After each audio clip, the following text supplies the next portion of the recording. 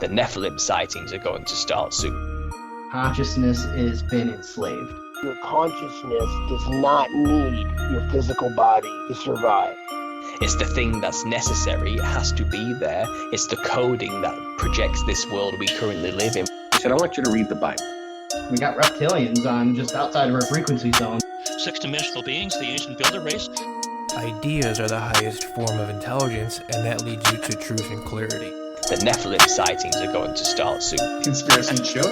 If obviously aliens, our galaxy is insanely huge. We're just one planet. They would have needed a minimum of 6 feet of lead shielding in order to get through the 25,000-mile thick Van Allen radiation belt. This is real. They really did fake the moon landing. The world is infinitely older than that. And I mean the world with human beings in it. Skull and Bones is like one of the villains in the Legion of Doom. He said, I want you to read the Bible. The biblical flood, the Tartaria mud flood. Conspiracy and chill. The Nephilim sightings are going to start soon. The bull god ball. He said, I want you to read the Bible. There's magnets in the basketballs. There was a political party, a third party called the Anti-Masonic Party at a point in the United States. The Global Pandemic Treaty. Conspiracy and Chill podcast. We have the distinct honored first female guest we ever had, and a high school classmate of mine who, if I'm not mistaken, I don't think we ever even said a word to each other in high school. We have not said a word to each other in high school at all. And we're now 31 years old, but I see a lot of cool content from you online, and like we were just saying, you do a good job getting the thoughts across and stuff, and I figured it would make for a fun conversation. I'm a fan of what they might label schizo posts in all forms. So we're going to get into some wild stuff today. So someone who isn't familiar with you or what you're into or your page, how would you sum it up? So how would I sum up my page? Let's see. I talk You're about... an artist. Yes. And talk about lots of alternative thinking points that we love on the show.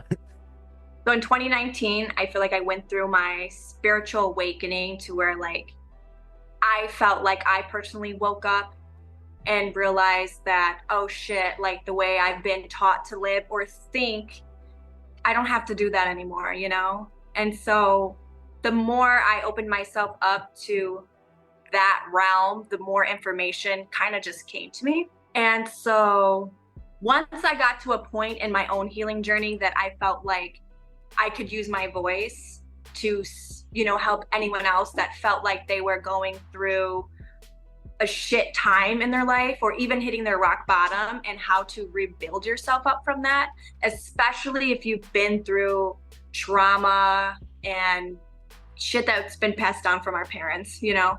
So a lot of people don't realize that that isn't ours to carry and we can let it go. Because I've carried it for almost, I think I was 25 when I was like, this whole new world like came to me. And I was like, holy shit. Like I felt like that moment where you're like, oh wow, this is what I've been waiting for. This is something that like that bing of light, like within me clicked on. And it just started spiraling, more information. I just always wanted to learn more and more and more about it because it helped me so much. For sure. And honestly, yeah. What would you say is the moment that triggered it? Sorry, not to interrupt you, but I was wondering as you're talking, what was the one thing that was like the turning point that you said, so-called wake up, like, oh shit, everything is a lie? So back in 2019, I would say, it was like 25 years old. I remember I was like, I'm a new mom, and I was seeing patterns being repeated, right? That like my parents were doing. And I'm like, oh fuck, I don't want to do that. And I remember one day I was just like, God, like if you're real, because I didn't believe in God. I never went to church. I didn't know, you know? So I'm like, God, if you're real, help me. Please help me, because I can't keep living like this. Because I was living with anxiety. I was living with trauma. And if you were like mentally, emotionally abused as a child, that shit stays inside you if you're not learning how to let it go. So I just grew up unworthy. So I started posting things online about crystals because I randomly saw someone post something about crystals, and I spiraled into that. And my aunt took me to, she reached out to me. My aunt was like, I have this woman, she's a Reiki practitioner, you should go see her. And I was like, okay. I didn't know what I was gonna walk into. Honestly, I thought maybe something close to like a priest or a pope type thing. And then I came in, this was like this badass lady that was like swearing up a storm, tattoos all over her. And I'm like, oh my God, she's everything I wanna be in life.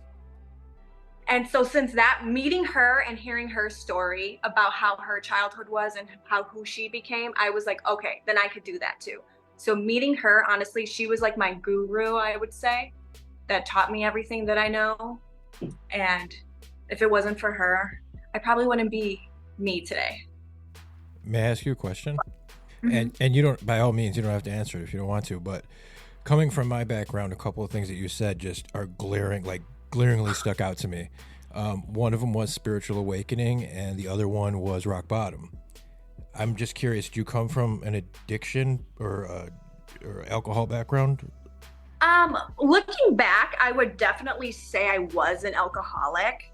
But at the time, if you told me if I was alcoholic, I would say no, you know. Mm-hmm. But I was drinking regularly, and I was a stay-at-home mom, so that doesn't mix well. Mm. Also, my rock bottom was, I was a very angry kid. Very angry, but the way I was raised, I knew something wasn't right with the way my parents were raising me. You know, you have that in you, you know? So I was always angry about that, and I became an angry adult. So I always sat with so much anger. And then I saw that being brought out to my son, honestly. And then I was like, no, I'm not doing that anymore. I'm not doing that. That was my rock bottom for me. And I actually recorded it. I recorded myself reacting in a way that I wasn't proud of to my son, because he's just being a kid. You know, you're yelling at a kid for being a kid, and you don't realize you're doing that because they were yelling at us as kids, you know? So you're kind of just repeating that pattern. I looked at that video, I'm like, holy shit. Like, no, I want him to be someone, I want to be someone he's proud to say that's my mom, you know? And if it wasn't for him too, he changed my life completely. He's the one that I wanted to find something, you know, and I had no idea it was going to be this. I just knew I was like feeling unworthy, feeling like garbage. Something has to change here. That's awesome. Thank you for sharing. Yeah. And it's really not easy. It's a hard thing to do because you have to go within and you have to cry that shit out, and you have to journal that shit out, and you have to really reparent yourself from the inside out, or else it's just going to stay within you. Have you worked the steps, the 12 steps of AA? Because it sounds like that sounds just like a moral inventory, you know, that you would take. I don't know if you're familiar with this, like the AA steps, the 12 steps. I'm not, but I could just see that it all pretty much correlates together. Yeah. Rather which way you go down in a healing way, like it all kinds of is the same, just different, you know, how you explain it. For sure. Yeah, you have to do that internal reflection no matter which way you go to grow, overcome it, for sure. A lot of people in, you could say our community or line of thinking or alternative thinking have definitely been through some shit or go through some shit in their own head. And that's what makes them, you know, wake up, if you will, start thinking all these different things. And yeah, it manifests in many different ways. But something I was thinking with both of you, like that I can't relate to. And I feel like I'm stressed and, you know, spazzing out myself, but I don't even have kids to worry about, both your parents. And so now you got to worry about another person and your own shit. So, man. Yeah, it's not easy being a parent, but it's definitely rewarding for sure. Oh yeah, I'm jealous. I got hit with the urge to want to be a dad like as soon as I hit 30, kind of, and I'm not one right now, but one day. But yeah. How do you two feel about raising kids right now and the world that's unfolding? So for me, honestly, the way I see reality is that if I give it attention, it amplifies, right? So in my reality, if it doesn't exist, it doesn't exist. And you know, if I say this to my dad will be like, oh, watch, you know, don't walk down the street, watch your surroundings. And I'm like, I'm good. I'm safe. I'm protected. I got angels. I got ancestors. I got my spirit guides around me. Like, I am totally safe. But my dad's like, okay, whatever. Just make sure you watch your surroundings. But I don't have that belief that shit is gonna bother me in a negative way, if that makes sense. And I know that's crazy because people are like, well, what about this and that and that? And I'm like, I don't give a fuck about it. I don't pay attention to it. If it affects me in a way, okay, I'll deal with it in a peaceful way and I'll go about that and I'll deal with it, but I'm not gonna let it ruin my life and carry negative energy towards it. And because that's what it is, right? It's just an illusion. It's a negative energy. It's shit that I'm dealing with my own shit. I don't want to deal with the outside world. For sure. I will have to say though, as a martial arts instructor, heed your father's warning. Just it's good to be aware. It's good to be positive vibes too, but be aware. And if I'm not mistaken, I see you painting some Dragon Ball Z stuff. So I know you got some warrior spirit in you if you watch that. So I gotta ask you, what's this? This is a telling question to anyone. Who's your favorite character in Dragon Ball Z? Don't put me on the spot like that. I don't know. I'll give you a second and I'll ask Mike because I don't know if I've ever asked him. Bro, I can't name a character. I'm an old man. You can watch it, right? Yeah. Nope, I'm 40. I'm 44 next month, bro. So I honestly never watched it. So I don't know. How about Naruto? My kids watch that. I know that one. My son watches that too. So you can't pick. You're back on the spot now. I watch, honestly, I'm going to be honest with you. I watch it when he's watching it and I'm not really paying attention to it. All right. Well, there goes my hopeful Dragon Ball Z nerd out. But as we were talking about negative energies and positive energies and stuff, you were talking angels, ancestors. I subscribe to all that as well. And I think it's very real. But do you think that I was discussing this a little bit today earlier with a friend, negative thought patterns and depression and stuff like that, maybe not entirely, but at least partially, or who knows, maybe entirely, caused by like negative entities or that thought forms, just like there's a virus that can infect a computer and make it malfunction and self-destruct, just like there's parasites that get in your body and like make it shut down and kill you. Like, who's to say something can't infest your mind or your spirit or something and get in there and start making you think really bad things and suicidal thoughts? No, I totally believe you in that. I feel like there's different frequencies, and if you raise your own vibration, you can get out of that. Because I used to be in that. I used to have suicidal thoughts. I used to have really negative, dark thoughts, and I just thought, okay, that's my fate. That's just what I'm dealing with. Until I started to raise my own frequency, and that shit went away. And I'm like, holy shit! Like, you don't have to think that way for the rest of your life if you don't want to. You just got to do the work. But a lot of people don't want to do the work. Programming. So it's hard to deprogram. Yeah, it is. But once you get to the other side, it is just bliss. Most people don't want to do the work because it's really fucking hard looking at the mirror and being honest with yourself. You know, it's a lot easier just to pretend it's everybody else's fault. Yeah, it's not fun. And we have a lot of distractions too. Like alcohol is a distraction, and it's highly promoted everywhere. And then we have just everything, even to video games, to shit that's going on out there, concerts. Everything is to distract you from going within, essentially. I mean, yes, they're wonderful things and we can enjoy them, but you have to make time for yourself and really sit with yourself and journal if you need to, or cry. A lot of people don't like to cry. And I was like, if crying is a release, you're releasing some type of shit in your body every time you cry. So if you're not crying, you should start. That's true. That's the first. And this is why we brought some feminine energy on the podcast, because we never were discussing our feelings around here. So what else can we speak on that behalf? Emotions, entities, vibes, if you will. Definitely interesting topic. What do you got to say on those? Like emotions, energy, body, spirit. Do you think we have like a aura around us and things can get into our auras? Oh, definitely. Like clean your auras and stuff. Definitely. I do clean my aura regularly. And also we do have like our chakra system that I believe in, that we all have, they all correlate with different things. And if you essentially go through heartbreak and you tighten yourself up, your heart chakra is more blocked, which affects you, which you don't realize it does, but it can in your reality, and also can affect you with heart problems. Yeah, so that's one way. If you have high blood pressure, low blood pressure, it stems from your energy center. And you could essentially heal that by healing your energy center. But same with trauma, like that closes down your 3 lower chakras.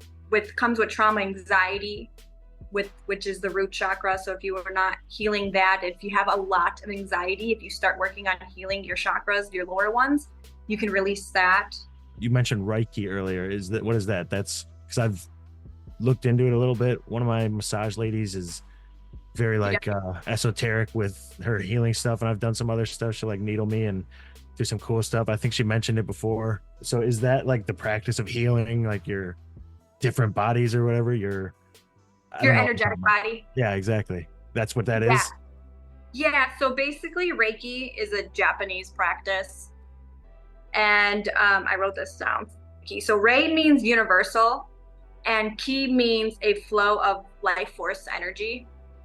So what you're doing when you're doing a Reiki session is that you are opening up your crown chakra to let in the divine golden white light energy. That's what I call it. Other people call it different things, but it's essentially the same thing.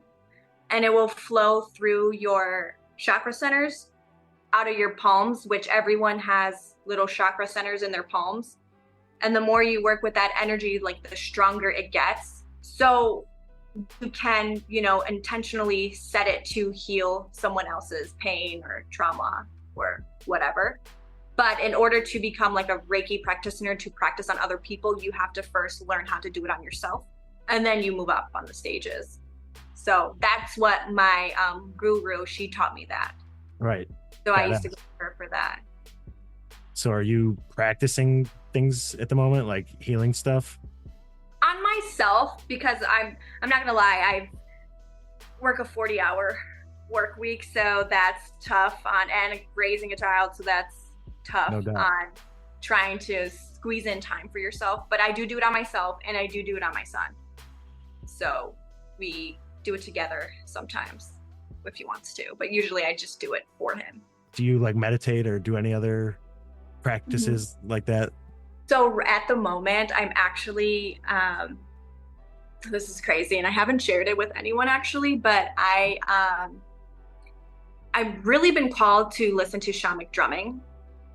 So lately, for at least 30 minutes a day, I will blindfold myself and listen to shamanic drumming and meditate. Brutal. So I do that daily for at least 30 minutes. I give myself. If it goes longer, it goes longer. But that's one thing that I make sure I do daily, just because something within me is just calling to do that. And if I'm not listening to that, then it's like beating me up in the back of my head that I didn't do that today, or, that I missed a day or two. And I was like, no, this needs to be something I do daily. And I'm not sure where it's going to lead, but it's going to definitely lead me somewhere. But right now, that is what I'm being called to do internally. Huh.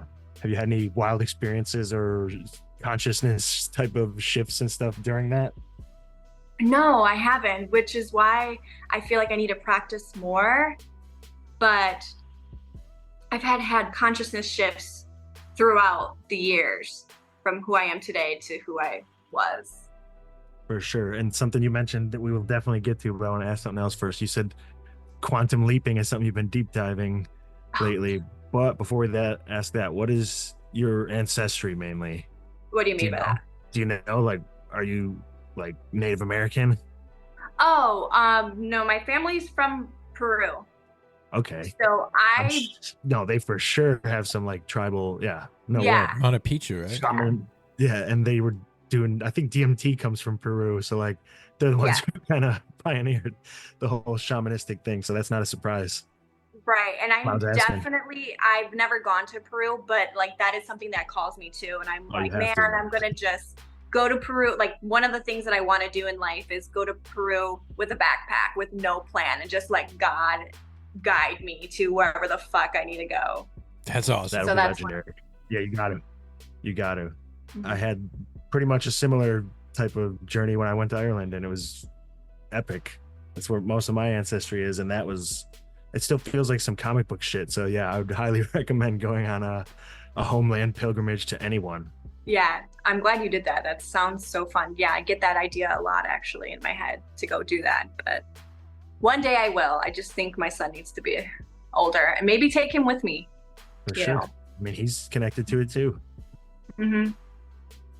How is your quantum leap or consciousness shifts then? Let's get into that a little bit. Because I would assume if you were going to be sitting there drumming that maybe you slipped into a different timeline or saw some past ancestor shit, and hopefully it, I mean, is that what you want? That'd be pretty sick, right? Yeah, absolutely. That's the goal, right? Is to feel connected and feel that shit. But no, lately I listened to Bashar, and Bashar is a entity that is channeled by Daryl Anka.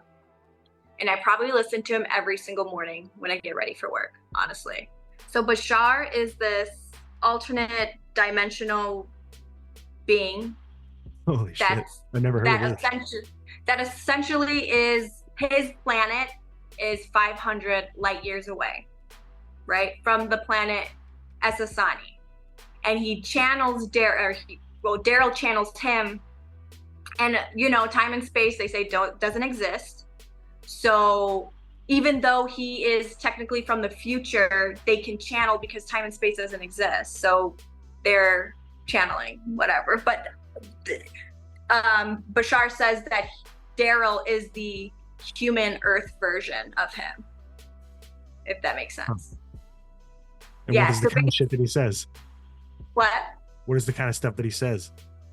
So he'll go into trance, and usually the stuff that I post about is what some of the similar things that he talks about, how you can, by rewiring your brain and changing your beliefs and letting go of, it doesn't matter what it is. It could be as simple as, okay, this is not simple, but let's just say trauma in your life. You can heal it, but he talks about jumping into another reality to where you're already healed. And you can do that instantaneously if you choose to, by going within and connecting to that version of you on an alternate universal Earth that already exists, that you are that version. That makes sense. And then he says that we on this planet shift through alternate dimensions and universes 1 billion times per second. So the person you were a second ago, you don't have to be that person. So he says that the reason why we don't see that shift is because we're programmed like a computer to keep those memories going. And that is what essentially is keeping us stuck to one type of reality Earth, dimensional Earth. And which I believe that is why people have that Mandela effect, because they're shifting through different parallel reality Earths. They're not even realizing it. So that little shift in, like, I don't know what people say, like a book title or something is different. That is why, because they're shifting through, everyone is shifting through different real. And I don't know how it comes together though, but I do know everyone has their own reality. It's wild, and stuff like you kind of described has been alluded to before, like when someone hit their head and like wake up and everything in their life's the same, but like their car's different or their wife has a different name, or like it's something small has changed, or you have a near-death experience and then suddenly you wake up and it's like, wait, no, that didn't happen. Something else is off. And I feel like I had it happen to me before with some like Final Destination shit twice while driving, like where I should have got murked by like a falling off plane coming in my car, getting hit by a car coming on, and somehow like nope, I glitched out and it didn't happen, or I just got really fucking lucky somehow. So I think that's real. And that's what like Bashar says too. Like you can say, like how you said you were almost in an accident. That version of you actually did play out, but you weren't ready to go. So you shifted your consciousness into another version of you that was similar to the one that you were living. Man. Which is wild to even wrap your head around sometimes, to think about that we actually do that. And what the hell do we live in then? Right. So based on, first off, this is awesome.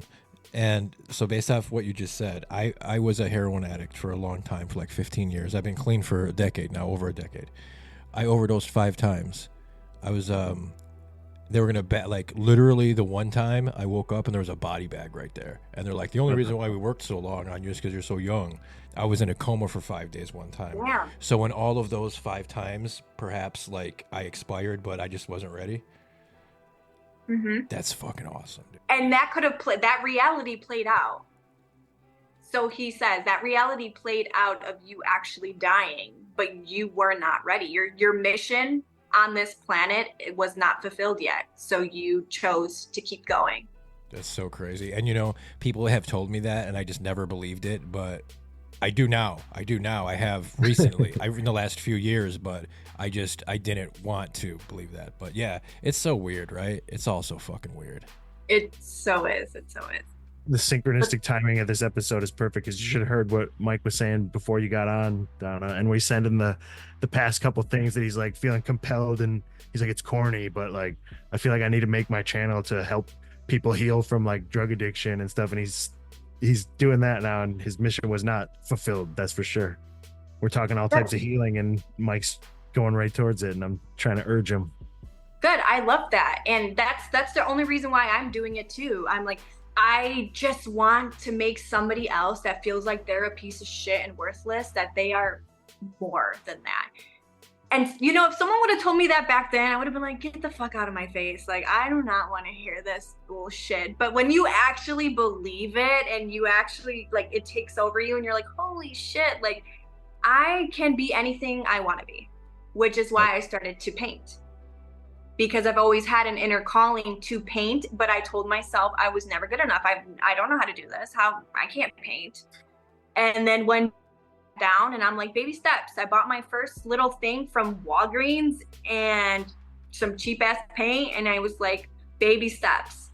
And here I am fucking busting out. Hell yeah. Perfect cartoon photos. I work hard on that shit. So do you do any art shows? I've done some in the past. Everyone always says, do art shows. I have all my shit hung up here. I just, honestly, I don't have the time, which I don't make the time. I should say that, right? Because on the weekends, sometimes, like, I want to do whatever the hell I want to do. I don't want to do, pack up my shit and go somewhere, which and it's a lot of socializing and stuff too. It Yeah. can be a lot of energy to stand around with your creations in front of a bunch of people, I'm sure. But I would say it is shocking when I'm standing there and they think someone looking at my art is actually the person that did it. And I'm like, no, it's me. And they're like, what? And I'm like, yep.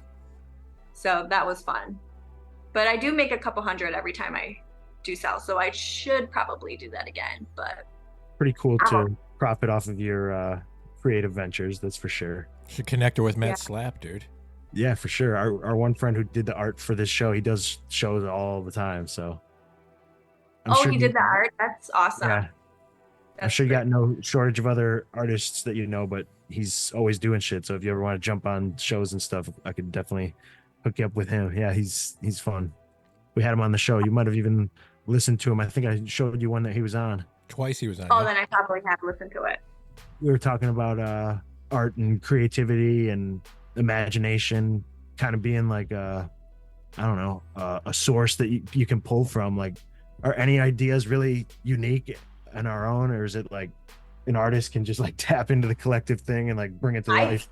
Yeah, I totally believe that an artist can tap into a collective flow or whatever that is out there and just do it. Because sometimes I'll look at shit I've done and I'm like, I don't even know how I did that. For sure. And some people credit things like that to, I don't know, again, entities. Like they say music has a certain vibe to it. Like if you're only listening to hateful metal and shit all the time, that you're going to attract negative entities. Or what I dislike though is how like the elite, so-called, the real like occult Hollywood weirdos, they're so into art with their twisted weirdo shit. Like they corrupt it in a way. But I was getting at, it's like these low vibe entities are jealous of humans because we do have the ability to create, and like demons or whatever else, they just want to, I don't know, tear us down and limit us and make us think that we are worthless or a piece of shit or whatever else. Like I totally think that this has always been my thought. Like if I'm watching fucking presidential elections or whatever else on TV, I'm like, oh, whatever, demons run the world. It's like they live. You put on the sunglasses and everything you see is affected by demons and reptilians. And 100%. So do you believe in aliens, or do you think that they're demons? I listened to that podcast that you guys posted. Yes, was it yesterday or today? The one with but Ari Part 2 came out today. Yeah. Oh yeah, about that aliens are demons. Did he say that in that or one? they're not real. I don't know. He doesn't believe in aliens. Yeah, I kind of don't at this point anymore. I was fucking obsessed with aliens for years, and I don't know what to think now. I think they're probably some type of, maybe they've been here all along. I don't know. The giants, it seems like they were a flesh and blood thing to me. So I'm going to tell you my belief. You could believe it. You don't have to believe it, but I'm going to share mine. Have you heard of the woman Dolores Cannon? Dolores Cannon. Definitely I have. She's an abductee? No, she's a hypnotherapist. Okay. That will take subjects, and she started as a normal hypnotherapist, like connecting to past lives, and say somebody wanted to quit a bad habit and started in their past life or something. So she just connects them to heal whatever, like smoking cigarettes or something, like healing whatever. Then she kept doing it, and her subjects started to go under, like, she calls it the subconscious mind, to where she was getting universal information about aliens, about the planet, about people, about humans, and she would say she channeled somebody from the US. Then she would go to England and channel someone, and it would take off right where she was. So she has about 10 books on her stories of what, aliens that she's essentially or extraterrestrial beings, whatever, that she's connecting to.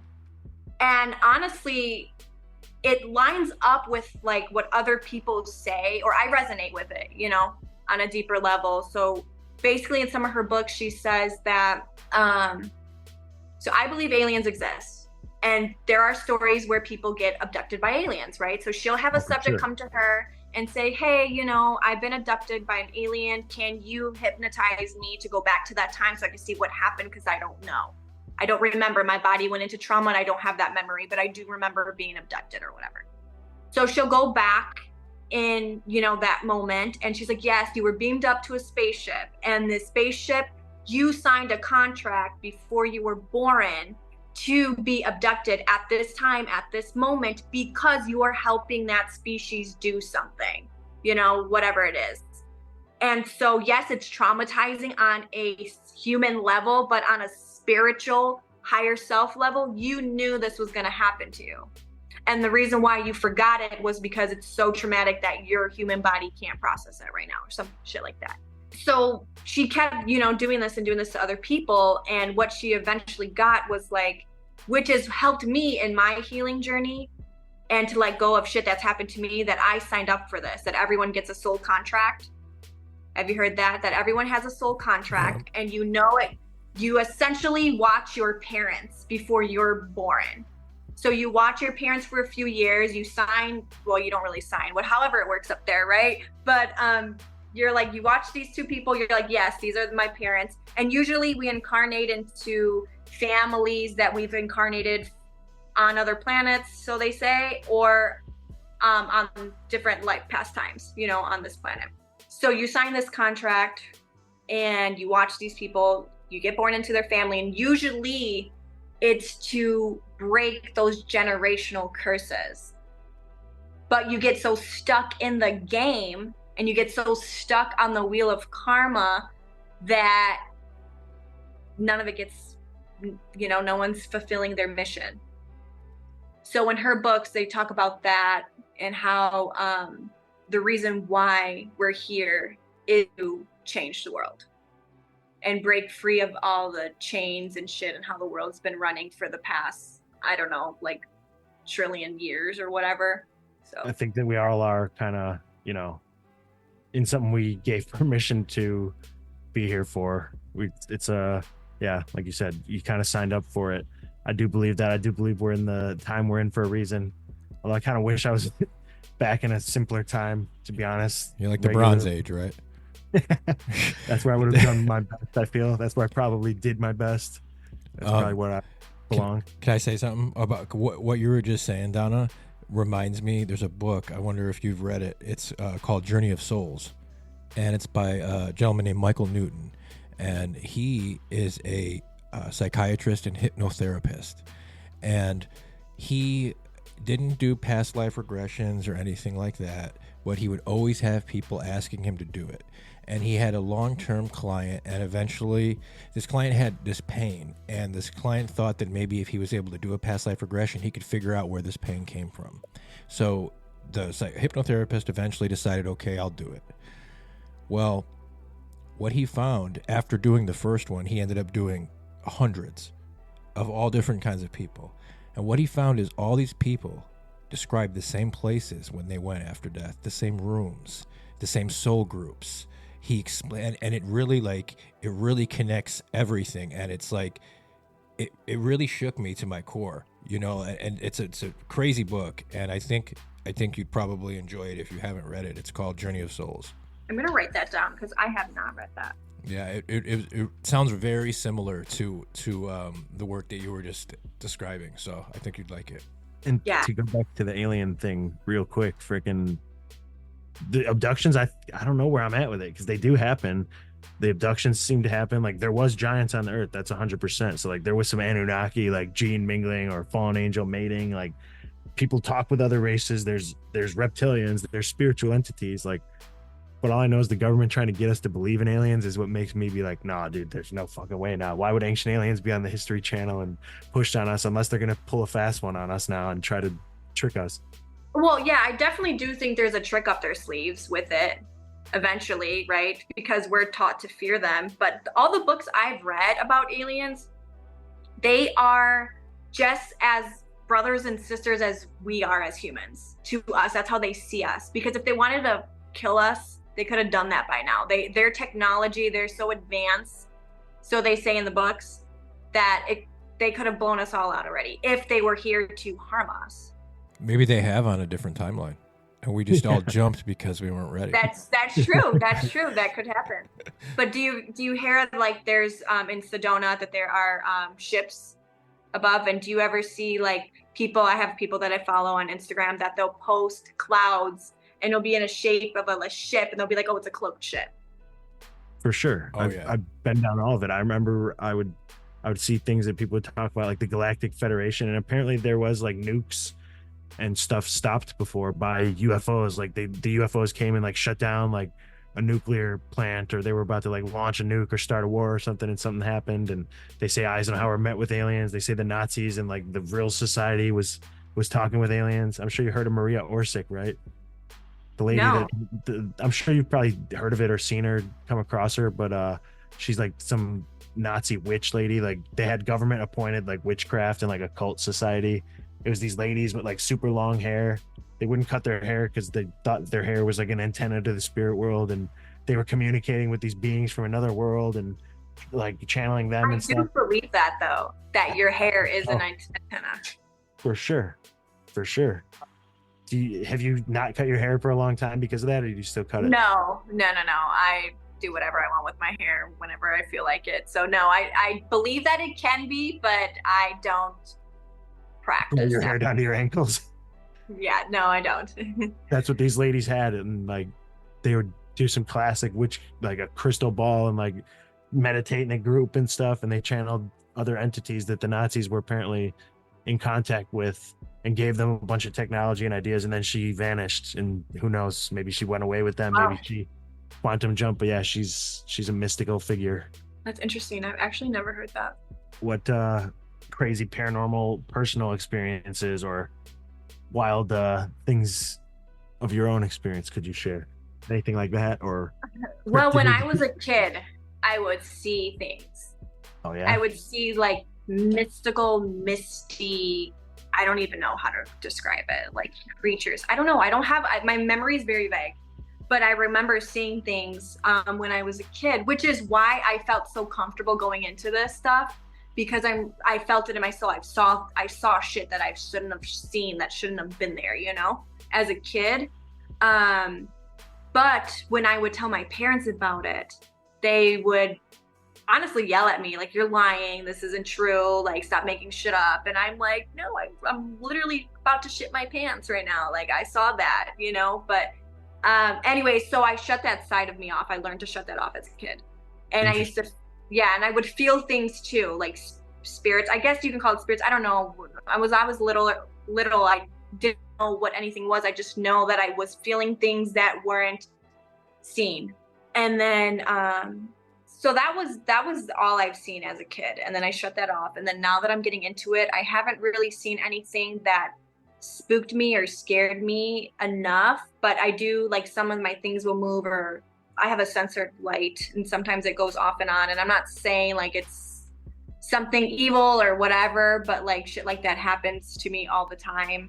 And they say if things happen to you like that, it's because your energy, they know, they can sense that type of energy towards people and they go towards that, which I don't know. I haven't really touched in on like ghosts or shit like that, but shit will move. And also I lived across the street from a cemetery when I was in middle school. So I didn't live in the district, so don't rat me out when we went to school. What I was going to say is, living in the area, did you ever go to Bachelor's Grove? Hell fucking no. No? I used to frequent there. My sisters have. Oh, yeah? Yeah, Did but you experience anything? I'm not sure, honestly. I'm sure they have something to share, but I don't know.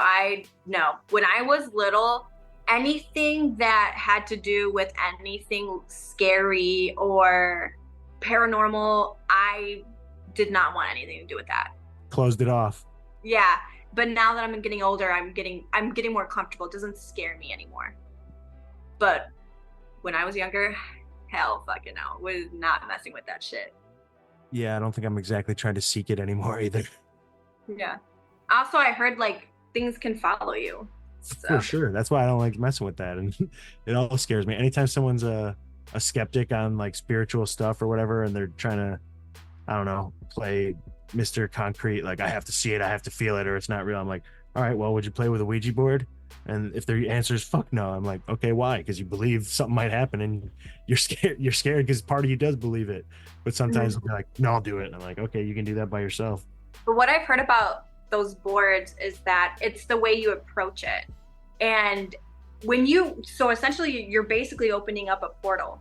For sure. And if you don't know how to protect and bring in only light and have that, the first beings that want to come to the light, because essentially humans are filled with light. They're attracted to us. Even if you don't believe, like if you believe you have no worth, you are so full of light that other beings know that, like especially the ones of the lower worlds. So those are the first ones that are going to come up because they're the ones dying to reach this space. So that's what they say, like if you're not learning how to protect yourself, the board, your surroundings, the first things that are going to approach you are demonic things. I mean, we say it as demonic, but honestly, they say like, you know, on a God source, higher self level, there is no such thing as good or bad. And there's a reason why that being is that being, you know, and I don't know their path or their story or whatever.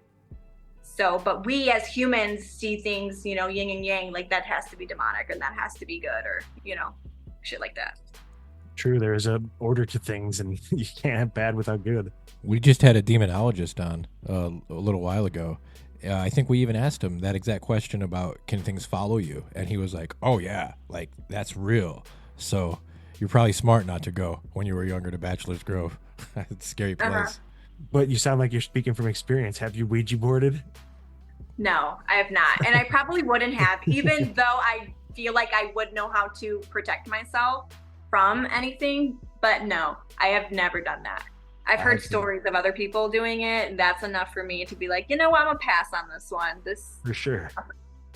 I've had enough spooks to know that type of shit is real. I don't need to play with the board to figure it out. I'm very skeptical with a lot of shit. I believe a lot of crazy shit too, but I'm very skeptical with a lot of crazy shit. And I swear to God, this happened. And I'm no exaggeration. This really happened to me. When we were living, before we bought our house, we were living in Lombard, We were living in an apartment building, and my wife was experiencing like things while I was at work, and like weird shit, like a box moving across the floor. She thought it was our cat. It wasn't our cat. She was trying to open the bedroom door, and she said it was like 500 pounds was keeping it shut. And then all of a sudden, boom, it opened. And then she said she saw mist forming. Okay, like this all happened in like 3 days.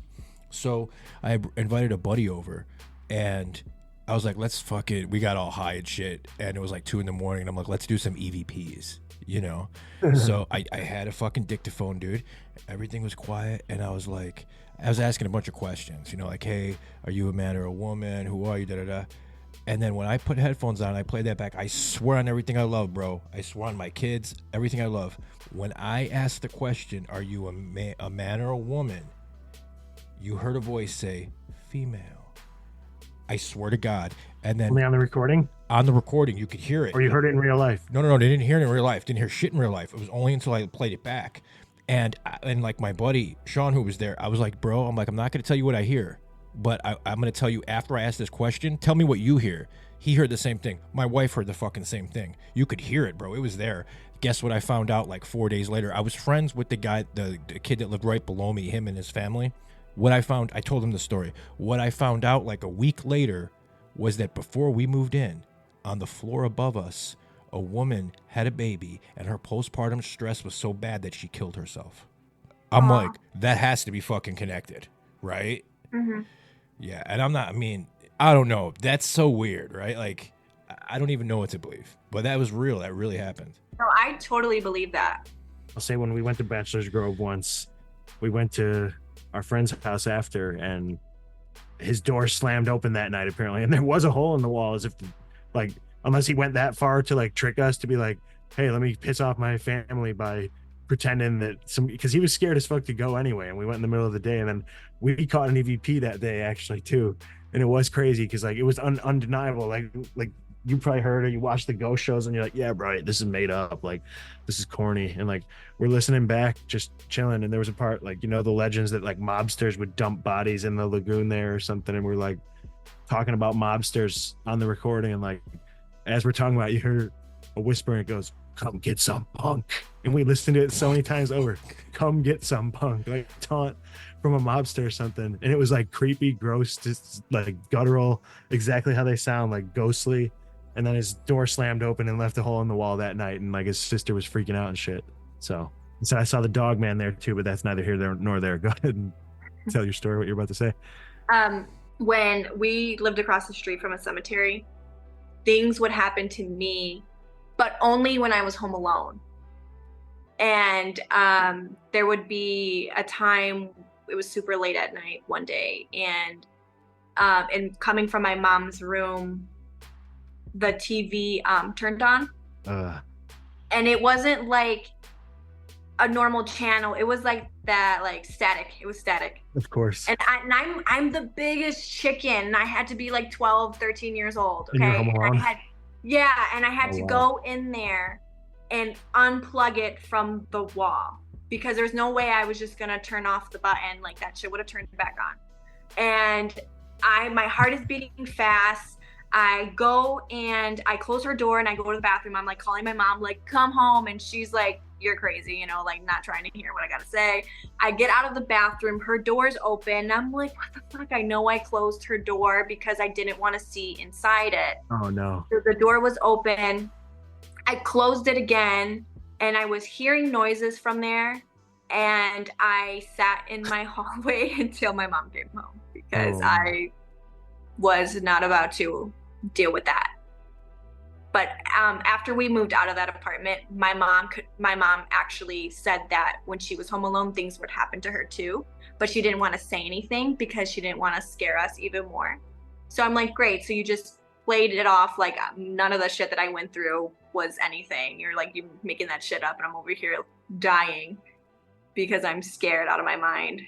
But was she experiencing some of the same stuff? She would experience things moving. And honestly, she said that things would be there 1 second, and she would go back and she's like, I know it was just there and it's not there.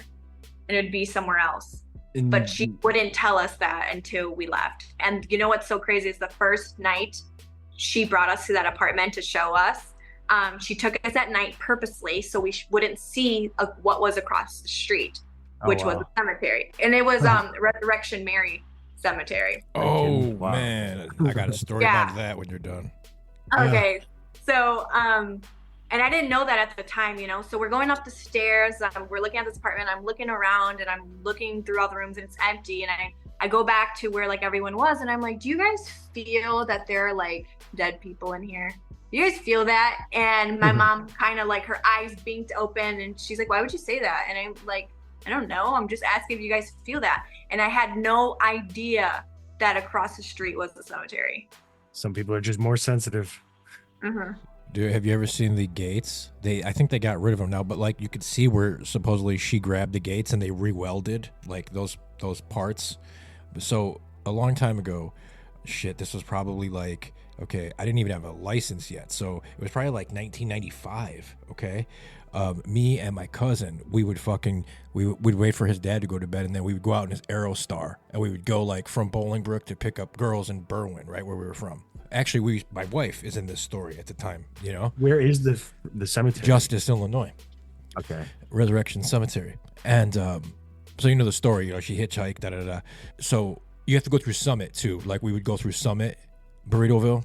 And, okay, so one night we picked up these girls, one of them, which is my wife now, and my cousin's driving. The girl he's seeing is passenger. My girlfriend's middle row, and I'm middle row, closest to the sliding door on the right. And we're driving down Archer Avenue, which is the main drag that the Willowbrook Ballroom's off of, that she was at, and the cemetery and everything. We're going, and all of a sudden, up in front of me, up in front on the right, we see like a jogger, but this jogger's wearing like a glowing white kind of like weird outfit. It wasn't like a dress, it was like a glowing white. And as we pass, I look, and she's right next to me in the window, and I'm making eye contact with her. It was black, soulless eyes, dude. I stared into it, and I turned like this, and I was like, dude, that's fucking weird. And then my cousin is looking in the rearview mirror, and he says, what the fuck? And I said, what? I turn around, she's running in the middle of the road, gaining on us as he is flooring the fucking car. As I turn around back to my cousin, I'm like, dude, go. He's like, she's gone. I said, what? I said, hold on. I said, people can run fast, but people don't disappear. I said, turn around. And I had to fucking convince everybody to turn around. And if you know, like, there's like a little like runoff with a fucking fence, like a fucking 12-foot tall fence on this side. And she didn't cross the road. So we went back, dude, and we couldn't figure out where she went. I'm not saying it was her, but that was a fucked up experience right there. And, you know, we used to go all up and down Archer trying to find, you know, her. And I remember one time I was like, fuck this, she ain't real, fuck her, you know, like fuck effing the dead, you know. And then right after I said it, there was a cross, you know, like people put crosses for accidents and shit. There was a cross right in the side of the woods that said R.I.P. M-I-K-E. And it was like, right after I was cursing her, bro. I was like, oh, that shut me up. Yeah, I bet. Yeah. Fucking resurrection. I was terrifying, I bet, living next to it. Yeah, oh my God. Yeah. And those stories that you hear, like the one that you just said, like similar stories, I'm like, no, I don't want anything to do with that place ever again. It's, God, for some reason, ghosts like that just freak me out. I don't know. She needs to cross over. Someone's got to help her to the other side. I'm sure the ghosts could be described as some sort of stuck in between timelines or realities or something too. So I've heard that ghosts are, you know, they've lived so many human lives that when you die, you kind of forget that there is more. So when you die, you're like, okay, no, I need to stay here, because essentially you lived so many lives here that you think this is where you're supposed to be, you know, as a human, that you forget that you're supposed to go wherever it is that you're supposed to go. So they cling on to Earth. That's what I've heard, that they cling on to Earth because they forget. Yeah, that's definitely something, like if you're heavily imprinted to like an area or a routine or something that you're seeing still doing that thing or whatever, like they say, oh, you still hear the ghosts footsteps, or the ghost like whistling this tune, or you hear the soldiers bringing their fucking boots along the walkway or whatever. But this guy that I met at Bachelor's Grove, I think I've told this story before, basically described phenomena as a glitch, or he called it time travel. And we were smoking weed at the time. He's like, smoking weed is a form of time travel too. And he didn't elaborate on that, but he left it at that. And he said that ghost is just like a playback of something else that happened at that time, or that's happening at that time. And he tried to say that he slipped into a different reality. Like, he's like a groundskeeper at Bachelor's Grove, or like a really enthusiastic Bachelor's Grove guy. And he said that he's heard people talking there that weren't there, like saying like, oh, I saw it, like thinking that he's the ghost in Bachelor's Grove that someone else is seeing in a different timeline. Like, there's a group of people at Bachelor's Grove that aren't there in his reality, if you will, that are seeing like an apparition of him bleeding through, and he can't see them, but he can hear them.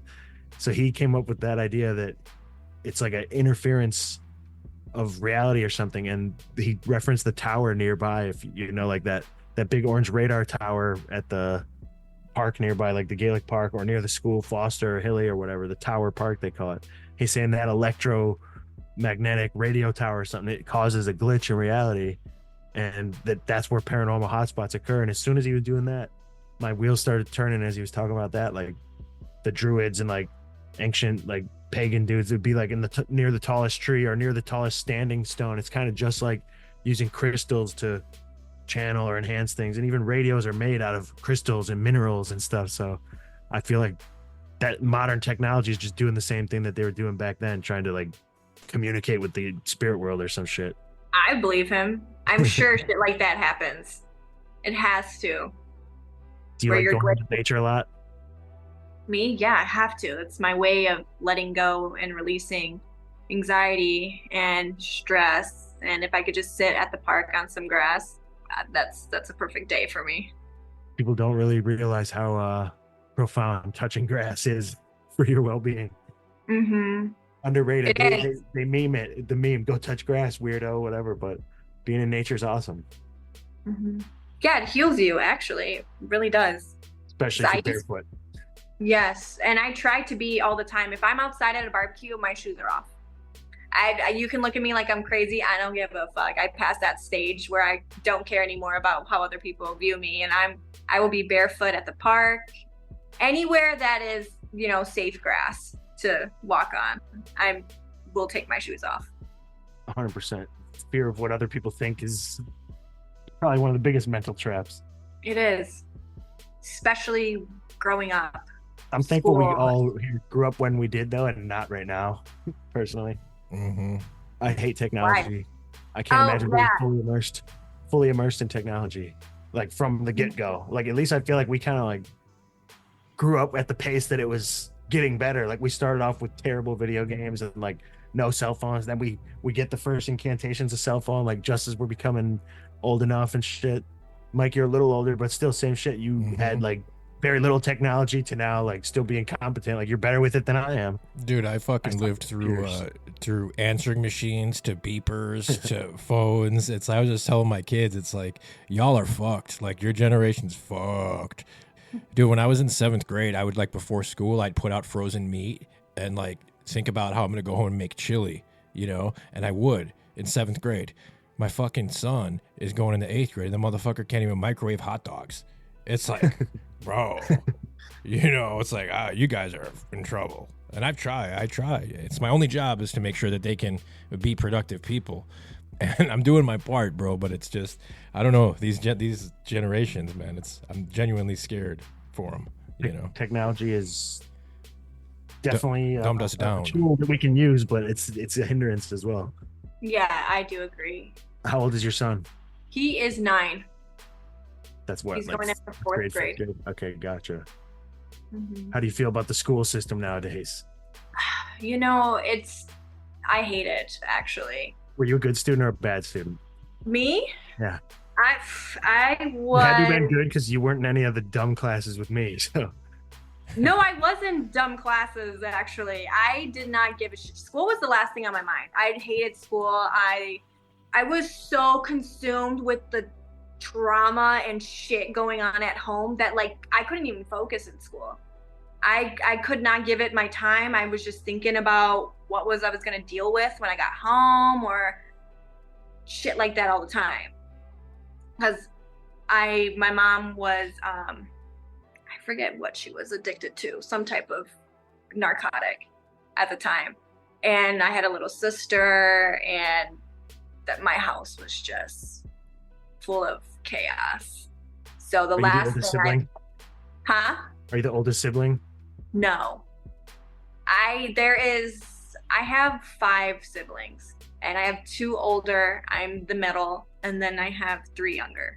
So it was a chaotic household for sure. And the last thing on my mind was school. I did not give a fuck if I failed. I couldn't. That was just not my priority at the time. And that's sad to say that as a kid, like, I could not even enjoy being in school because I was so worried about my home life and what was going on there. That is sad, and I'm sorry you had to deal with that, but it seems like that's what put you on to your journey of healing and whatnot, and exactly what you are now. But I could say myself, school was definitely not fun or enjoyable, so I don't think missing out on the brainwashing indoctrination society was that big of a miss for you. Maybe it's good that you're conscious for it. And they say, like, kids that don't grow up and get so trapped in with the school system and all that are meant for different things. We're not meant to do that. We're meant to change the fucking world. And once I heard that, and I'm like, fuck yeah, because I knew there was a reason why I did not give a shit about any of this shit that was being taught. Maybe just all a little neurodivergent. Even my son too, he'll be like, I don't understand this. Why are we going to this? I don't get it. I don't like it. And I'm like, I know. And I would love to homeschool him, but I always say, when you're older and you can be home alone and you can do your work, I will pull you out of school and you can be homeschooled. But until then, you gotta go. That's what I say to him. I think the natural authority hater in me and rebel just immediately, it did not vibe. And I used to like cry over my homework and spaz out over math problems and never do any of my work. And I wasn't like a bad kid. I just fucking didn't do the work. I hated it. I couldn't focus. Yeah, me too. I wouldn't say I was a bad kid either. I just said I never did my homework. I never did my homework ever. I wasn't going to start now in high school. Like, I was never taught to do my homework at home. You know what I mean? Like, I was never taught to sit down and do this. So I never gave a shit, honestly. What do you two think about autism? Like, do you think it's overdiagnosed thing? Do you think there's way more people getting autism because they're poisoning us and shit? Or yes. Do you think we're all a little autistic? Because I feel like I am legitimately like ADHD, autistic, a little bit. Gotta be ADHD. I don't know if that's real. I don't believe. I don't know if real. it is either, but I do would say I'm believe wired differently for sure. I do believe autism is increased because they're poisoning us. Okay, I'm going to tell you my take on it. ADHD, I feel like, is a made-up thing, but I believe that it is because kids have so much energy, they're vibrating at a higher frequency than they were in the past. And instead of teaching children, like, children should be running around. They have all this energy, they need to be used, and they're being forced to sit in a chair. So of course they're going to freaking shove a pill down their throat to make them focus. But with autism, I don't know. Okay, this is my take on autism. I feel like autism is something we are brainwashed to believe that is bad.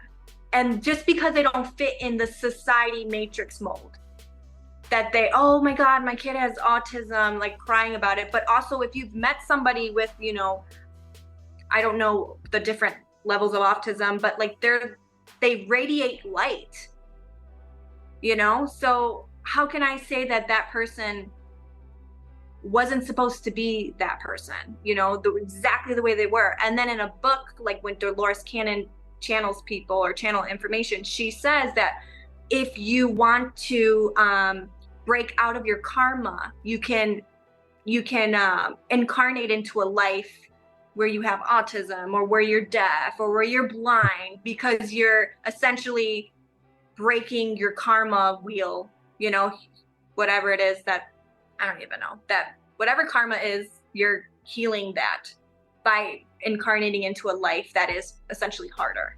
But then I've also heard that say you've killed someone in a past life, your son or something that has autism that needs your help to take care of for the rest of your life is your karma because you've killed that person. So now in this life, you need to take care of that person. Wow, that's wild. I've That never is heard crazy. of that. But I wouldn't doubt it. This shirt that I'm wearing is like some karma shirt. It's like a famous picture of a animal butcher that's a pig, and he's like going after the farmer. And Oh, that's funny. they say like that there's an alternate timeline. I think it's like in Hindu mythology where humans are the prisoners of animals and humans are the slaves of animals for the way we treat them here. Karma's another one that I wonder about, though, right? Because we always hear about karma only one way. We never hear about it the other way. Like, what about people that do all this really good shit? How come they never get any really bad shit? How come karma only works one way? You know, I don't know. I think about weird things like that. Yeah, but I agree with the ADHD. It's like, okay, hold on. You have a young kid in a classroom that's totally unnatural, being taught something that's not interesting by a teacher that's underpaid, and he doesn't lock in immediately, so we got to medicate him. Like, it's not natural, right? That's definitely not natural. No, it's perfectly normal in clown world. Right. Which is, I'm such an advocate of teaching people healing and how to deal with your energy, because you don't have to be on that type of medication for your child. You can learn, if even like a meditation bath. I give my son meditations bath when he's feeling overwhelmed or has too much energy, and that motherfucker would come out of that super relaxed. And I'm just like, if people just knew these different techniques, which, you know, it's not mainstream, it's more mainstream, you know, to shove a pill down your throat. But if they just knew these things, I just feel like the world would be so much better. Mm-hmm. Well, that's exactly why they don't want us to know it, because they don't want us to know human potential and, you know, do things for ourselves. They want subservient customer class, Right. peasant And class. keep that illusion, that matrix system alive. I just Do you believe crop in dust. Atlantis? I crop dust the shit out of my kids with weed smoke to calm them down. I'm just kidding. I'm just kidding. I don't do that. Hey, you're not the only parent that I know does that. No, I'm just fucking around. I don't. But it would be Calming funny. sense. Atlantis, you said? I'm sorry, I cut you off.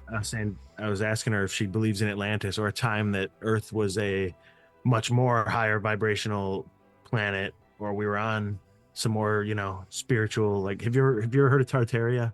Yes. Do you believe that something like that was real, like an Atlantean Yes. time or a Tartarian time? High spiritual Earth. Yes, I do. And I also read about it in Dolores Cannon's books too. And one of her books about that. and Lemuria and all the other shit that was going on, and that we've all lived past lives. I mean, not everyone, but, you know, majority of her subjects that she was getting this information from was from that time period, and how they talked about, and then how essentially what is in the book is that the power was being abused For sure. in a negative way. So then they had to crumble that existence to start over. That story's in pretty much every mythology. It's Bob Frizzell, our very first episode. That's his shit. He talks about like the Ascended Masters and Lemuria and how the Martian, what did he call it? The Martian, there's like a Martian rebellion that happened on Mars, and then that's where the Lemurians came from down here, and his shit's amazing. His books are really good, but he was our very first guest. Bob Frizzell talks all about that stuff. It's so fascinating. Yeah, it is really fascinating. It's actually awesome. And I believe in it. I believe in it 100%. There's people don't, that's okay, but I do believe in it. I do believe, like, I'm not sure if it's Atlantis, but like where the Bermuda Triangle is, they say that a piece of land, I'm not sure what time period, maybe Lemuria or Atlantis, whatever, still exists deep down in the ocean, which is why that energy comes up and like affects planes when they drive past, or, you know, people say that things disappear, and when they disappear, essentially what I've read in books, that they have gone into a different time period altogether. So I don't know. Some sort of portal or some shit. Yeah. And that if there you is a do- crystal down there that if is you do go on your journey to Peru, there's plenty of fucking crazy megalithic sites there, and like the cliffs, and what is it like? What's it called, Mike? What the other Machu ancient Picchu. alien site? It's Machu Picchu. There's another one though too. Pumapunku. Is that also Peru? I think so. And those places that they said was built by like the cloud people, the giants or whatever. They came In down one from the night, sky. and they built it all in one night with these megalithic stones that weigh 40,000 fucking pounds. Yeah, and it's like I at never heard that. 8,000 feet in elevation. Come on, no wheels. How did you do that? Vibration, tops of mountains. Yeah. frequency. That's what I've heard, like pyramids, that back then we knew how to work with energy, and we can carry things with energy to sites. That's what I've heard. I don't know if that's true. I believe it more than us dragging these 1,000-pound pieces everywhere. Yeah, the pyramids, dude. Some of those stones weigh 100,000 pounds, and they were cut from a quarry 500 miles away. So it's like, how did you get them there?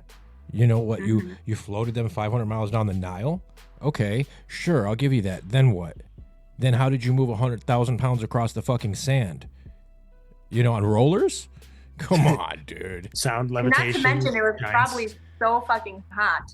Oh, right. Yeah, I didn't even think of that. The fucking sand. Neither did I. It just came to me now. Like that shit. It must have been super fucking hot out there. Right? Yeah. The giants. Maybe. I think giants are one of my favorites as of late. The hidden archaeology and stuff, like there's all the old accounts or newspaper accounts or photos. Like there's no real evidence to go off of, but there's been plenty of stories and anecdotes. Literally every culture. Like to me, I'm pretty damn convinced that giants were a thing. It's in the I don't know about Bible. you. It's right there in the Bible, dude. Oh, David and it's in every- Goliath.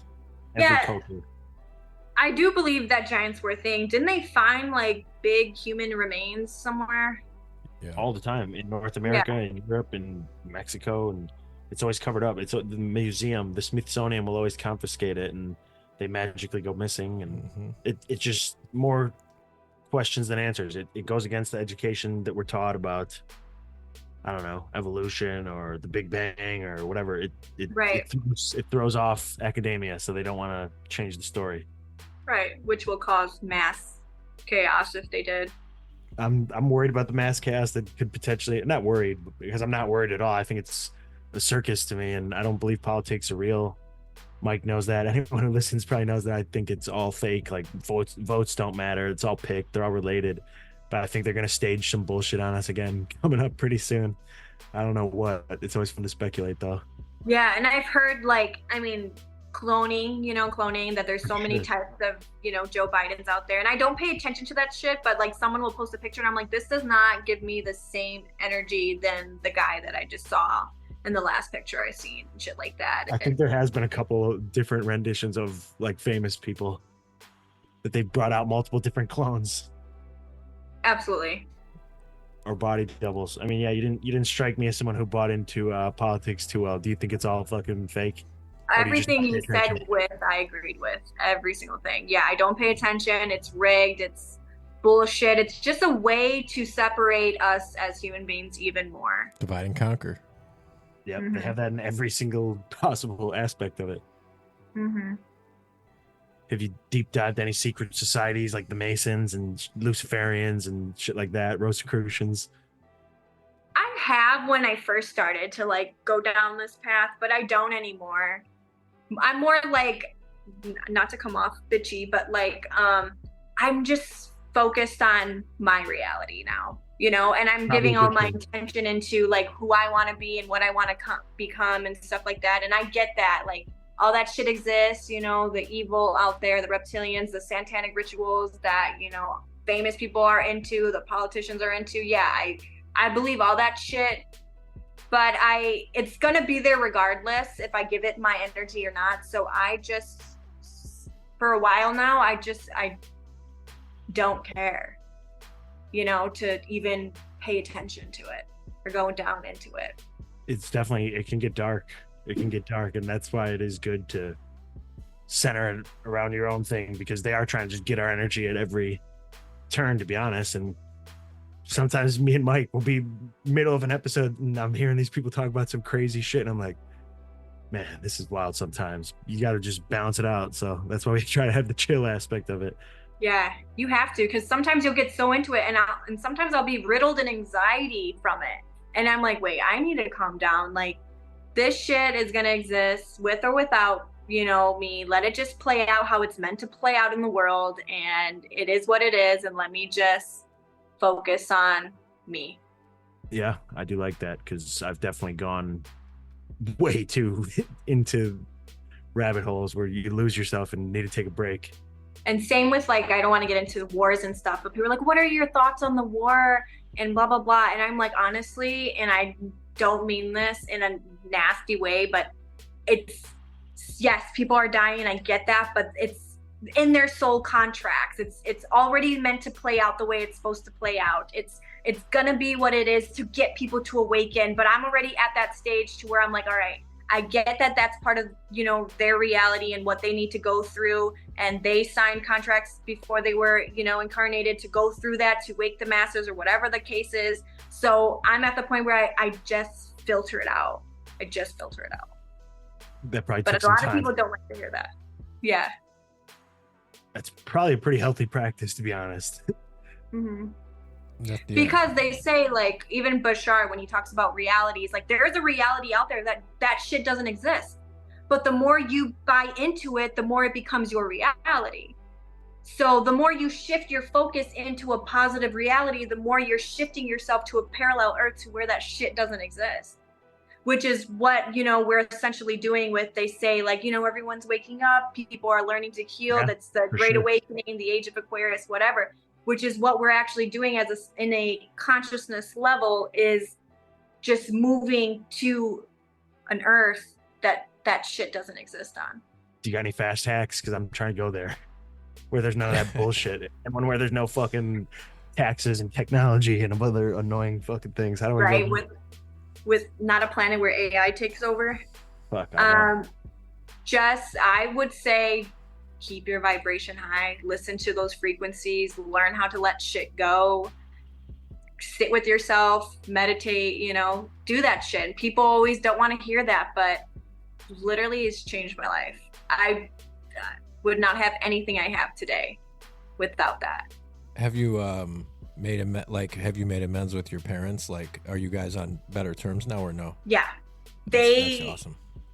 Yeah. So when I first went down this, I was like, hell no, I'm never talking to my mom again. I don't give a fuck, you know? And then when you start to heal, I'm like, oh, okay. Like, she didn't have a good life. How could she give me a good life? How, you know, and you start to see her as I stopped viewing her as someone above me that I was craving nurturing from, you know? And then now, like, kind of the roles are reversed. Since she comes to me for healing or, like, with her problems, and I'm like, don't focus on that, you know? Like, honestly, that's how it is with my whole family now. They come to me for guidance, I guess you can say, rather than the other way around. And I never thought I would get to that point. And then when I'm here, I'm like, oh, damn, like, there are levels to this. Because I thought I was fine, you know, just cutting her out of my life. Because that's what most people do, right? They're like, oh, negativity, let me cut that shit out of my life. But once you actually deep dive into yourself and realize, like, oh, my mom, like, she didn't have anything good in her life either. And I just see, like, I just want to heal her, you know, like, just help her see her own worth. Because how could she think I was worthy? Or how could, you know, how could she love me the way I thought I deserved to be loved as a child if she wasn't even loving herself? And plus there was 5 of us. Like, her tension was definitely all over the place, you know, with us, with herself. I cannot blame her for anything that she's done to me, because honestly, it's made me who I am today, and now I could help her, honestly. Freaking, there's a proverb I like: those who know must teach. So you're embodying it. You're spreading the info, and you're giving it back to your family, and gotta love it. I had something real similar too when I got to a certain age and maturity, when I realized, just like you said, when I realized that, oh, my mother's just a person just like me, with her own flaws and her own issues. And once I realized that, I was able to see things in a different way and heal more, you know. That's so true. So true. Yeah, you definitely let go of that like inner child trauma or shit that you hang on to, and it's honestly, it's liberating to not feel that way anymore, or not view them like in a negative light. She still drives me crazy, but you know, I don't let it affect me like I used to. Like, it doesn't trigger me anymore. I see her and I'll be like, okay, I see you need some space. I'll let you have your space, and we'll continue this conversation when you're ready. Being the conspiracy nut of the family is always the pattern. They laugh and they think you're nuts, and they're like, yeah, get the fuck out of here. And then eventually, yeah, they do come back for knowledge or ask our opinion on things. And that's how it was too. When I first started, they were like, look at this bitch. What the hell is she doing? Why is she doing that? She looks goofy as hell. And now every single one of them come to me for something. Gotta love it. My family fucking turned it around when the whole pandemic shit happened. Before, they would always think I was a nut, and then they kind of saw it in front of their eyes, and they were all, you know, on board with fuck the government, fuck everything. Now it's a psyop. Yeah, my family's still fucked. Oh, like family has disowned me because of my views when it happened and shit. But honestly, I'm thankful. Like 2018, 2019, I started to go down my spiritual awakening, because if I didn't, I'd probably still be fucked like everyone else in the world. So we're hopefully slowly unfucking it. That's the goal, right? Yep. Got anything else? Closing thoughts, Donna? This was a great episode. This was awesome, yeah. Thank you. I do have one thing to share about aliens that keeps coming up in my head because I didn't share it last time. Have you heard about like people getting x-rays done, and then they'll have yeah, that's wild. So and in the books that I've been reading, in Dolores Cannon's book, she says that they are to track and to watch what's going on here, and you've essentially on a soul level signed up for that because your soul is part of their soul group, whatever alien beings. So in a way that it is, you've signed up for that. You're their undercover human. Yeah. Yeah. Basically living this human life. Cause you know, you forget who you are, where we're from when you incarnate, and you think you're that person, you know, but you're so much more than just that little human. I can't remember the guy's name, but there was a doctor that had a documentary where he removed like dozens of those implants. Maybe Mike will know. It was a Jeremy Corbell film. It was called Patient 7 or something like that. Yeah, he removed something from him, and it was Lear. Dr. Lear was his name too. And yeah, he removed it, and it was like metal that wasn't like the fucking metallic makeup of it wasn't from like the isotopes weren't from Earth. So it's like, wow, what is that, dude? What is that? So does that make you still not believe in aliens? No, I definitely believe in something. It's just for the longest time I believed in aliens as, okay, they're from fucking Mars, they're from a galaxy far, far away, they're this, that. Now I think that they're more so like some sort of spiritual entity, or maybe they are an alien, but they're an alien that like lived on Earth or in inner Earth or something before us. Who the fuck knows? I just know that we've been lied to about a lot, so I don't know what to believe. Yeah. I get that. There's something. There's definitely non-human entities. I don't know what to call them though. But if the government wants me to think that they're in UFOs and they're gonna come be our friends, then I'm gonna tend to not believe that. I don't know. There's probably good and bad ones for sure. I flip-flop my thoughts all the time. Yeah. As anyone with an open mind should. Right. Because that's how you stay open. Yeah. Exactly. You gotta question your own beliefs. 100%. Last, I got one more question for Donna. Do you think that we are living in a simulation? Absolutely. Yeah, I do too. Something like that. If we can change realities and dimensions and stuff. Elon Musk convinced me that we were living in a simulation. And it was real simply, and I'll keep it quick. He basically said that, okay, humans, what we do is we improve upon things. We make things better, right? So even if you assume we get better at a 0.01%, eventually we'll get to a point where reality is indistinguishable from anything. and we progress at a much faster rate than that. So, yeah, I think we're in a fucking simulation. Well, Elon wants to put a chip in all of our heads, so I don't really care what that guy. He's a fucking weirdo for that. He is a weird. He's smart though. Yeah, they say I've heard like he's part reptilian. I don't know, but he seems like a likely candidate if we were gonna pick a few out. Yeah. Him and Zuckerberg. Definitely.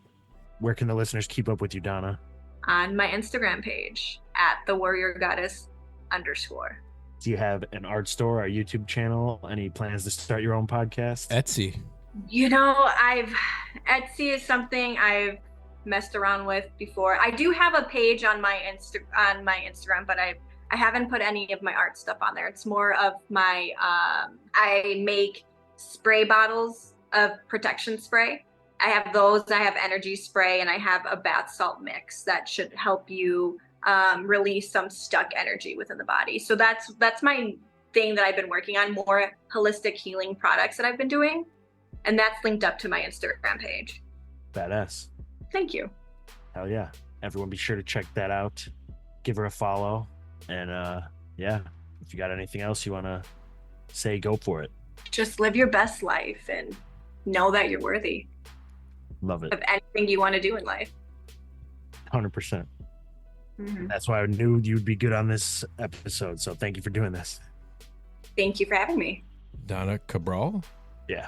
The Warrior Goddess on Instagram. Warrior Goddess _. A alumni of mine, but like we said, never actually talked to her. Just seeing that she also posts goofball, nut, crackpot, schizo, fucking conspiracy content. So it seemed like a no-brainer. I should reach out. Well, to be fair though, if you would have even, like, let's say you guys talked a lot in high school, it wouldn't even have been the same person, it sounds like. Yeah, and I was very much the same person as far as like, fighting, fucking combat, lifting, like that type of shit. But my beliefs, no, I was way more like closed-minded for sure. Like I didn't know shit about the world. I was a teenager, just like, that's fake. That's not real. Like I was still into paranormal stuff and still, I guess, me. But yeah, no, after high school, I just woke up to the reality of the world, like trying to be an adult, fucking thrown into money, fucking make a living, do some shit, get a fucking job, like immediate, just no. It was a harsh wake-up call, and fuck this, dude, everything sucks. Why is everything like this? I don't want to fucking just slave away. So it's now slave away till I die or I'm retired? Like we're just gonna do this the next 35 years? Like okay. Yeah, that's it. Man, she took it a lot of different directions too. I feel like we covered a lot of different topics. You did a really good job running it too. Definitely. And it is a good change of pace to talk to a girl, because we've had plenty of fucking maybe fucking sausage fest. Not repetitive, but similar perspectives. Granted, we have a large variety of guests, but a lot of repeating themes and masculine themes, and girls are, I think, more spiritually sensitive. Women are definitely more in tune with spirit world, or I guess emotions and stuff, especially because motherhood, they have to read the babies without words. Like they have to understand and be intuitive and empathetic of like others' feelings and stuff. And yeah, it's just a good change of pace to have. Yeah, it definitely is, dude. Even like you said, just guests with different viewpoints. It's always good. It's always good to explore all the different options, because you got to keep your fucking options open, and you got to know both sides of the argument, or all sides of an argument, to whether it's strengthen yours or look for new information, and yeah, I think there is something to that about women having like a softer, more intuitive side to them, that lends to a unique viewpoint. We're getting in touch with our feelings on the show now, guys. Yeah, we are. Yeah. We need to get with the times. What's crazy? So what's that? Whenever I would have to quit using heroin, one of the things you go through when, I would say maybe like day 3 it starts, and it lasts maybe till like day 10, is you get so emotional, bro. Like there would be times when a fucking commercial would come on, and I would fucking get teary-eyed, bro. And I'm like, what the fuck is wrong with me, dude? That's funny as hell. You couldn't help it, though. It's because, like, you're a zombie, you're emotionless, and then you stop using it, it's all floods back to you, bro. Yeah. It's just, I used to hate that. I'd be like, why am I crying? It's a fucking paper towel commercial, you know? That's funny as fuck, dude. I remember one of my tattoo artists told me, this was probably around the time when I was first going like vegetarian. He's like, yeah, I did it for a while, but he's like, I stopped. His reason for stopping was funny. He said he stopped because he started getting emotional over different things. And like the movie Up, he was watching like the movie Up or like some other like silly like child Pixar movie or something. And he started like crying over it. And he's like, what is happening? I wonder, because I feel pretty soft emotionally sometimes too. Like I would get fucking inspired, fucking teary-eyed over not like some movie or some shit, over more so like shit that I'm doing in my personal life or whatever. Like I guess profound stuff that felt like I was meant to do, or I'm like, holy shit, I was actually doing this. But I don't know. Maybe it is from being vegan somehow. I got a little softer. Okay. Whatever. So we're recording this on 7/24, and I say that because earlier today I'm watching Embedded 3, the third episode of Embedded for UFC 304, which is the main event, which is going to be Leon Edwards and Bilal Muhammad. So by the time this is out, this is going to be old news, but for the sake of this conversation, I was watching that episode today, and when Bilal Muhammad started to get emotional about the kid that he saved, I started to fucking tear up and almost bawl. And that's what a pussy I am, dude. You know what I mean? Like, I couldn't even. That's just a touching thing. Dude, there's something about seeing a grown man cry that is hard to, not like a pussy grown man, but like a motherfucking guy like Bilal Muhammad. Like that, when you see someone like him cry, it's like, it hits me hard, dude, because it's like, you know how strong that dude is, you know? Oh, God, I'm so excited for this fucking fight. I know, me too, bro. It's like a fight against the system. We should have her on again. Definitely have her on again, dude. You know, definitely. I mean, I'm sure it doesn't need to be, next week or anything, but I'm sure she seems like the kind of person that is always seeking new information. So if we had her on in a couple months, I'm sure it'd be a completely different conversation, Definitely. And I'm sure there will be, hopefully, I don't know how many female listeners we got, since you're the one who looks at our numbers. I can't tell if they're female, though. There could be, it doesn't say in like the demographics. No, it just says like what country. Okay. Because I think YouTube definitely says, if you looked at the YouTube studio, it would tell you if the viewers are female or male. And I was gonna say is if we do have any female listeners, which I'm not too inclined to believe for any reason, maybe they'll be calling for bringing her back or other female guests. I don't have any leads on any others at the moment, but we are definitely open to it. Yeah, there's not too many females that really are prevalent in this genre, but there are some, and the spiritual side of things for sure. Oh yeah, maybe not overtly conspiracy, but alternative thinking, spirituality, no doubt. It'd be a fucking cool one, like bucket list one, dude, is Linda Moulton Howe. What is her exact? Some of the names of like people in the conspiracy world I don't always remember, but I'm sure I always have come across their work more often than She's not. the cattle mutilation. Okay. She's a #1 expert on cattle mutilation. She's been studying them since the 80s, and she does UFO shit too. She's like real big time as far as like women go on that side of things. Not spirituality, but actually conspiracy type shit.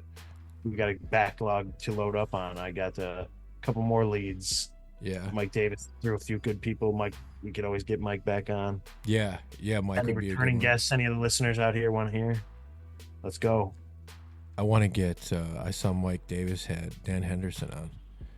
That's pretty sick. I'd love to fucking talk to Dan Henderson, dude. Hey, Sam Tripoli, if you're hearing it, stop giving me the hot girl treatment. I doubt you're listening to it since you're blue balling me and us about coming on the show. So he's fucking big brother of us, dude. Somebody send this to Sam. He's hot girling us.